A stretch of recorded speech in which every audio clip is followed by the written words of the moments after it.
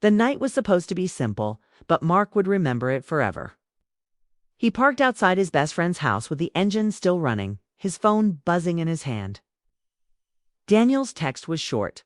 Running late. Can you stay with Emily? For a bit. Mark stared at the message, took a breath, and told himself this was nothing new. He had been part of this family for years. He shut off the car, stepped into the cool evening air, and walked toward the porch light glowing like a quiet invitation. Mark was 46, recently divorced, and tired in a way sleep did not fix. His days felt long, and his nights felt longer. Helping Daniel had always given him purpose. Watching a little TV, keeping the house from feeling empty, easy, normal. Safe. The door opened before he could knock. Emily stood there, surprised smile turning warm. She was taller than he remembered, calmer too. Her hair was pulled back, her sweater soft and simple. She looked like someone who belonged in the world. Now, not the girl who once asked him to fix her bike. "Hey, Mark," she said. "Dad said you were coming." "Hey," he replied, a little slower than usual. "Hope that's okay." "Course, come in." The house felt still, the kind of quiet that settles when someone has been alone. Too long, a lamp glowed in the corner. The TV was paused on a streaming screen. Emily kicked off her shoes and headed for the couch like this was the most normal thing in the world. "Dad won't be back for hours," she said. "He hates leaving. Me alone in a quiet house." Mark smiled. He always did. They sat down with space between them. Mark chose it on purpose. He picked a show Daniel liked, something harmless and slow. The episode began, but Mark's attention drifted. He noticed how Emily listened closely to the dialogue, how she reacted. Before the punchlines, how comfortable she seemed. Time moved faster than he expected. The story on screen rose and fell, but the room stayed calm. Then Emily spoke, her voice steady. "How are you holding up?" He glanced at her. "With what?" "Everything," she said, "after the divorce." Mark didn't expect the question. He could have brushed it off, but something about the quiet made honesty feel easier. "Some days are okay," he said. "Some days aren't." Emily nodded. Like she understood. "That makes sense?" They watched in silence again. Mark felt the space between them change. It wasn't smaller yet, but it felt different, like the room itself was paying attention. Emily shifted under her blanket. The movement was small, natural, but it caught his eye. She didn't touch him. She didn't look at him. She just settled. And Mark told himself to focus on the TV. He remembered Emily as a child, loud, curious, always asking questions. This Emily was quieter, thoughtful. She had lived life. She had been disappointed, maybe hurt. He could see it in the way she watched. The screen, like she was looking for meaning. "You always came to my school plays," she said suddenly. He smiled. "I liked them, even the bad ones, especially the bad ones." She laughed softly. The sound filled the room and faded just as gently. Mark felt something twist in his chest. Not attraction. Not yet. Something deeper. Recognition. Another episode started.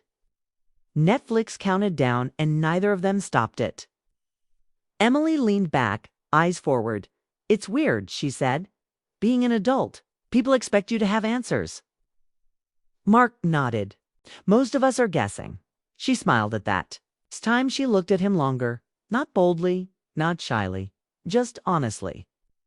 The moment stretched, then broke.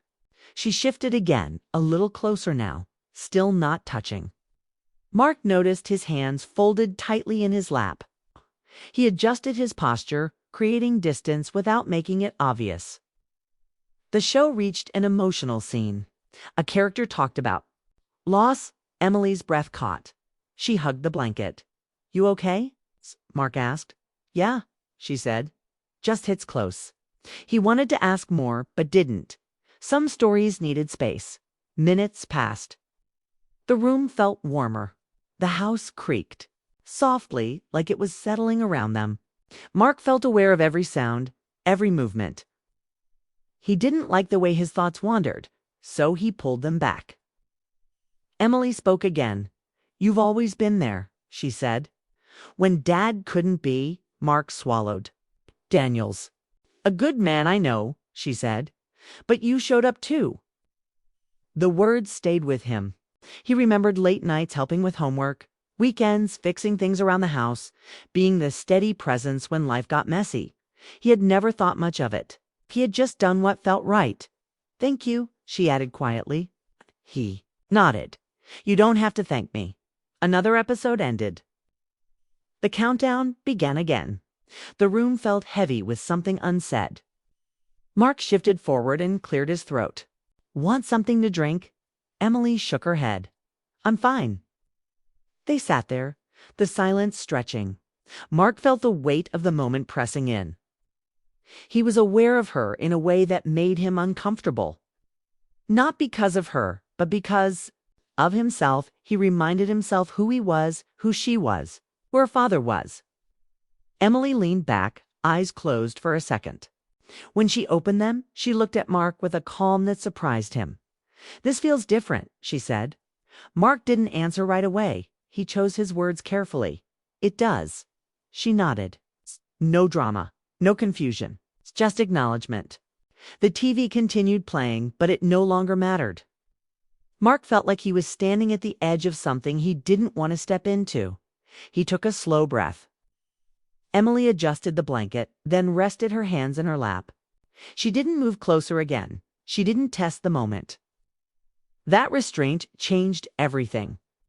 Mark realized then that this night wasn't about crossing lines. It was about seeing someone clearly for the first time, about recognizing a connection and choosing what to do with it. He sat up straighter, grounding himself. Your dad will be home soon, he said, even though they both knew it wasn't true. Emily smiled gently. Yeah, they watched the rest of the episode in quiet understanding. The moment passed, not erased, but contained. Mark felt grateful for that. Some moments were meant to be felt, not acted on. Outside, a car passed. The clock on the wall ticked forward.